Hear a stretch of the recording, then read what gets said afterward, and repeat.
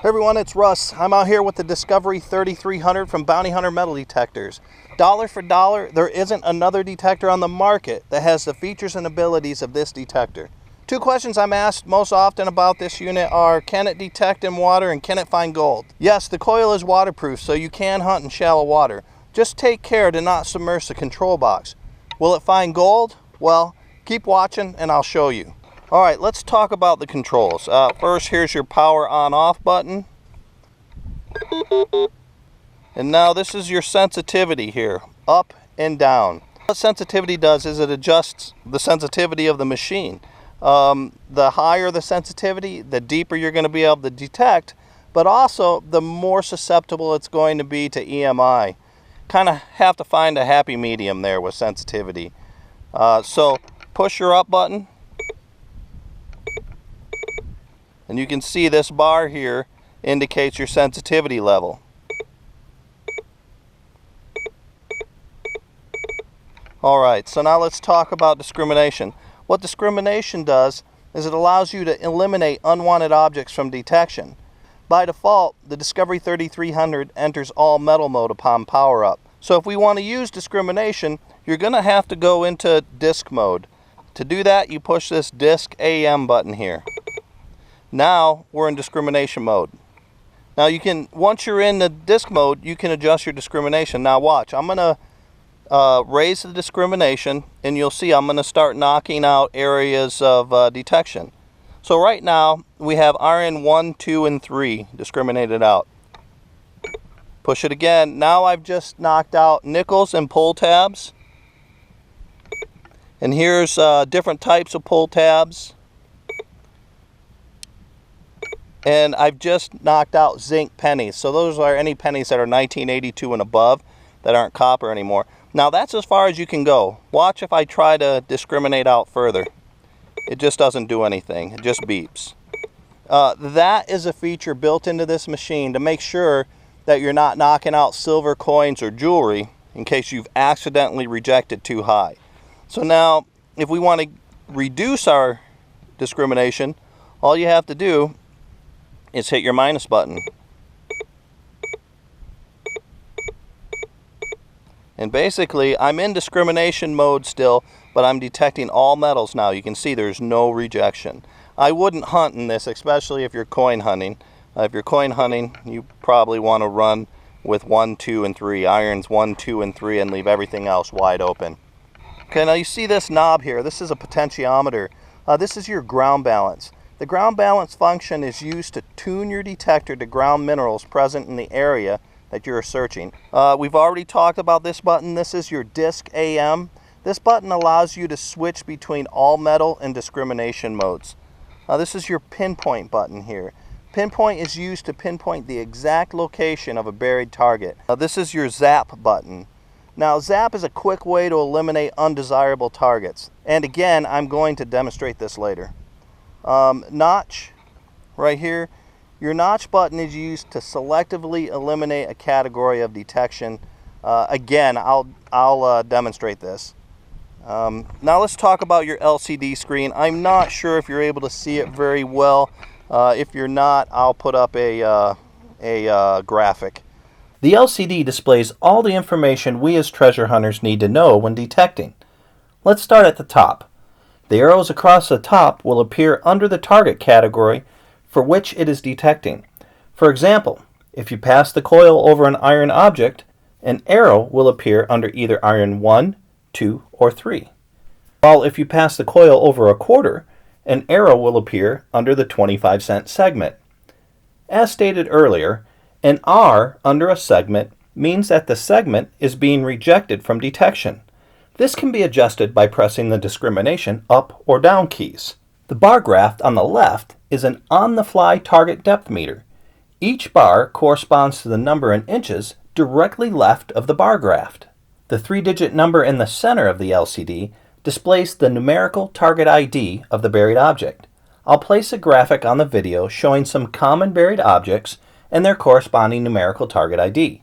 This is something that you'll learn the more targets you'll dig. So don't get too carried away with trying to memorize all these numbers. Below this 3-digit target ID, all metal, discrimination, notch, or pinpoint. This lets you know what mode you're currently in.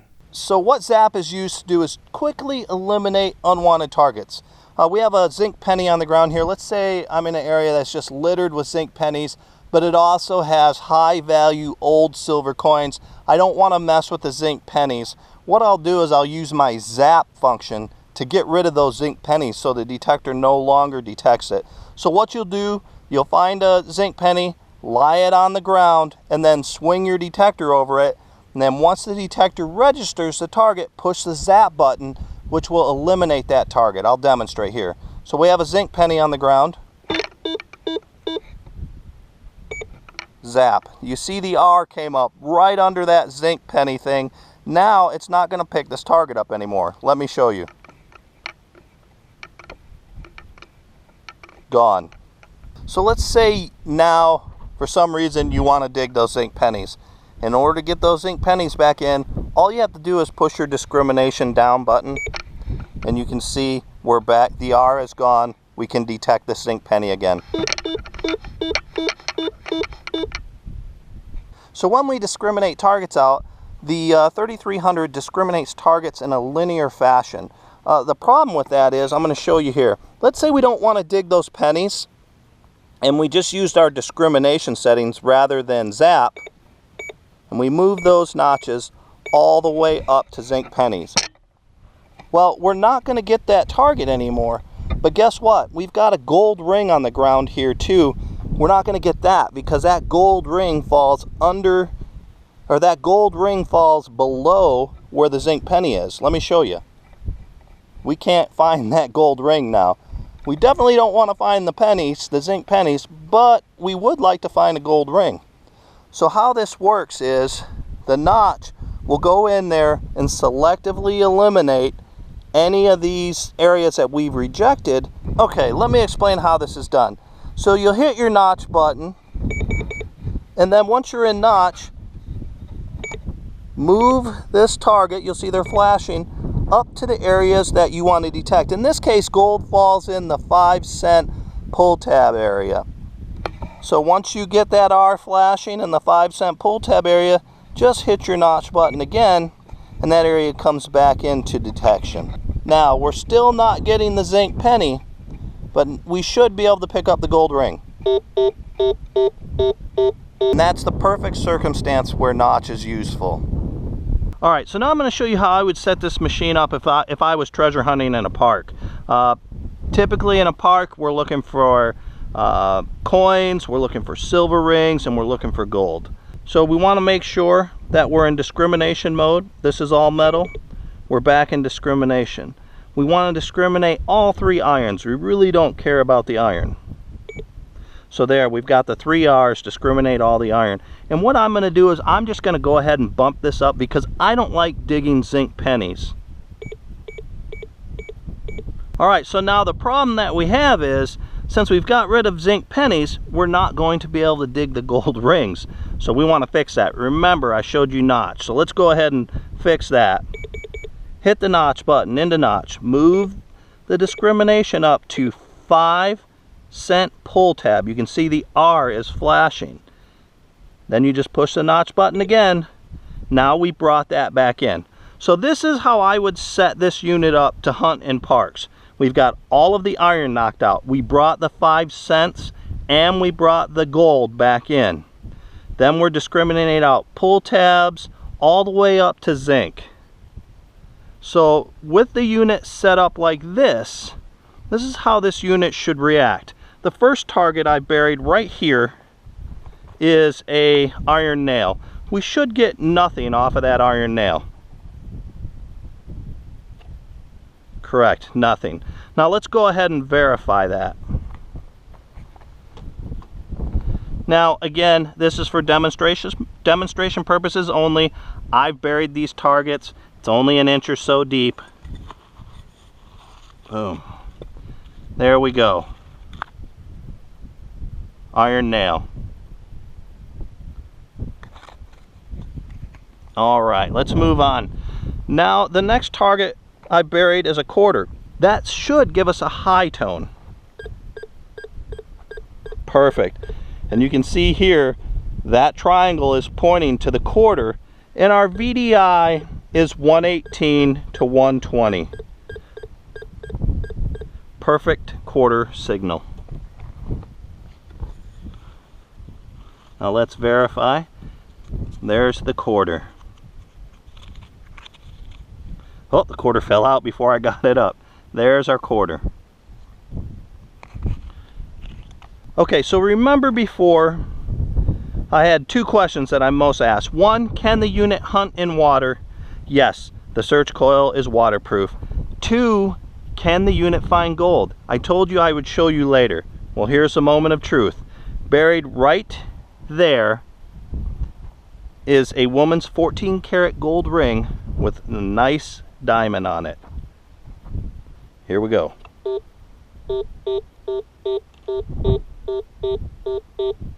It's showing 5-cent pull tab, which is the gold range on this unit, and a VDI of 22. Now let's dig it to see.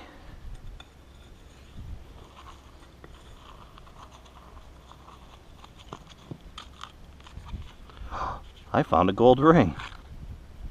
There we go. A nice 14 karat gold ring with lots of diamonds. You find this ring, and if it's there, the Discovery 3300 can and will find it. You've paid for your detector 5 or 6 times over. Alright guys, you know, I did this video at a prime relic hunting area, Indian Wars. This is one of my permissions here. And what I showed you was the setup for coin hunting. However, I'm out here, I might as well go relic hunting. Now, the setup is a little bit different for relic hunting. Woo, got a lot of wind here. Now, the setup is a little bit different for relic hunting. We don't want to discriminate out all these metal conductors. All we want to do is knock out iron. So let me adjust that. Hit that discrimination down. Let's bump my sensitivity up. There is not a lot of interference out here, so I'm going to run it wide open. See what happens.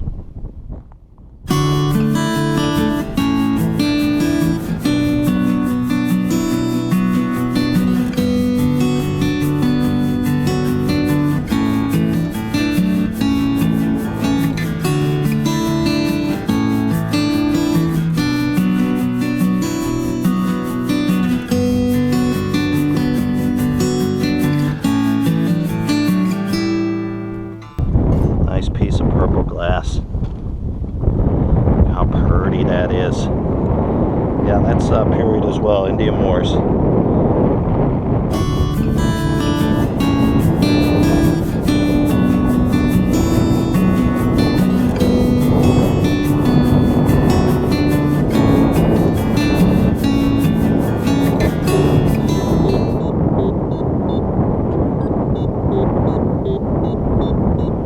Alright, we got our first target right here.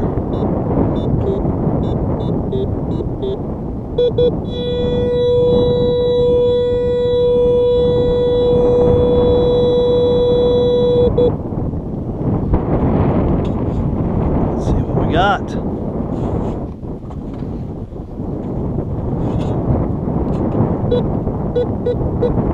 Got it out of the hole.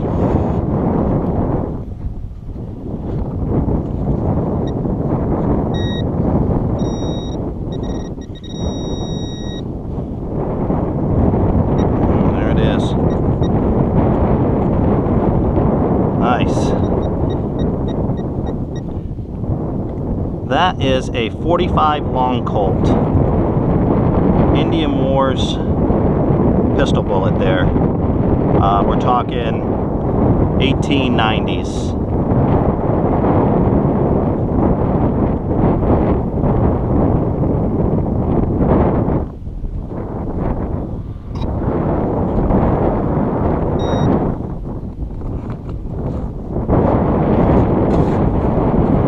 Let's fill our hole back in. Even out here in the middle of nowhere, you still want to fill your holes in. It's just the kind and courteous thing to do.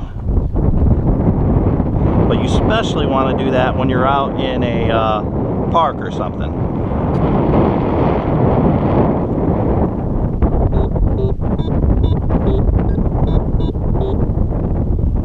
Alright, looks like we got a target here.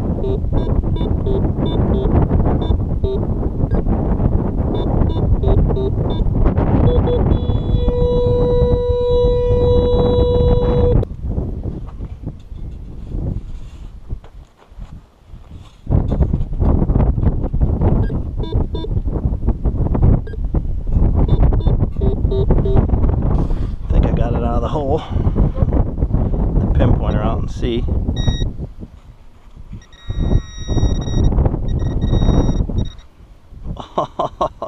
Look at that. I think that is a button. Okay, no, that's not a button.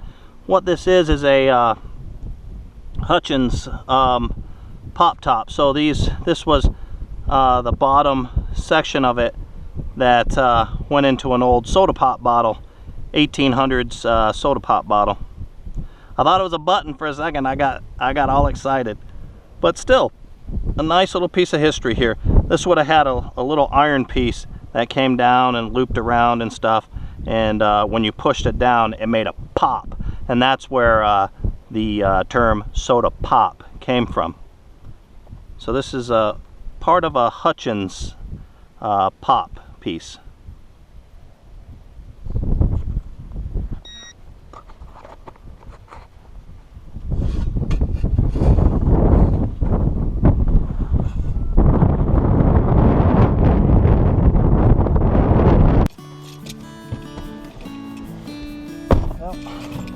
Alright everybody, I hope you guys enjoyed that video. I hope you learned something from it. I'm glad I got to get out and do a little bit of relic hunting. I didn't plan on it, I just thought of shooting this video. So I hope you like the relics, and we'll see you later.